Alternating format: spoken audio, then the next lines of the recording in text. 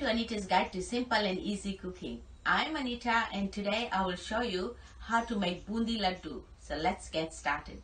I've got here 1 cup of besan or chickpea flour which I have sifted, half a cup of water, 2 tablespoons of sultanas, 1/4 teaspoon of yellow food color, 1/4 teaspoon of baking soda, 1 teaspoon of oil, half a teaspoon of crushed cardamom, and for my sugar syrup, I've got here 1 cup of white sugar, 3/4 cups of water, and some oil for frying the bundis.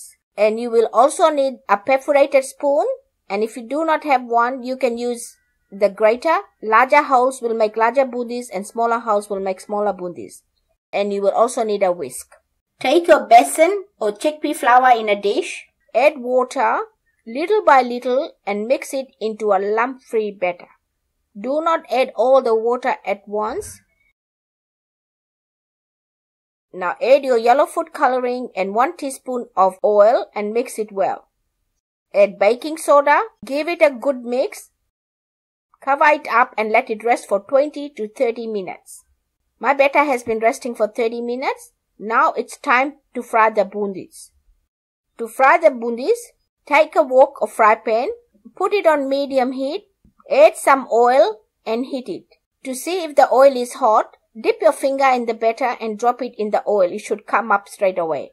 As you can see, it came up straight away. That means our oil is ready.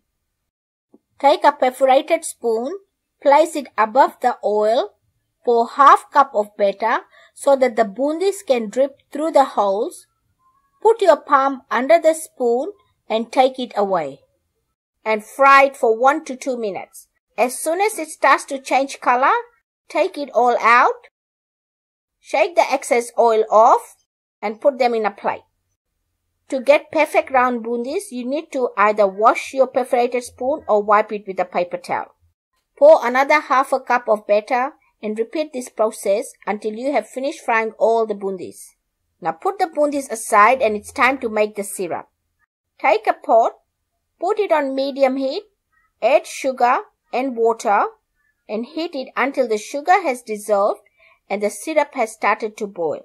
My sugar has dissolved and my syrup has started to boil. Add your crushed cardamom, give it a mix and continue boiling it for 2 to 3 minutes or until the syrup thickens slightly and becomes sticky, similar to honey.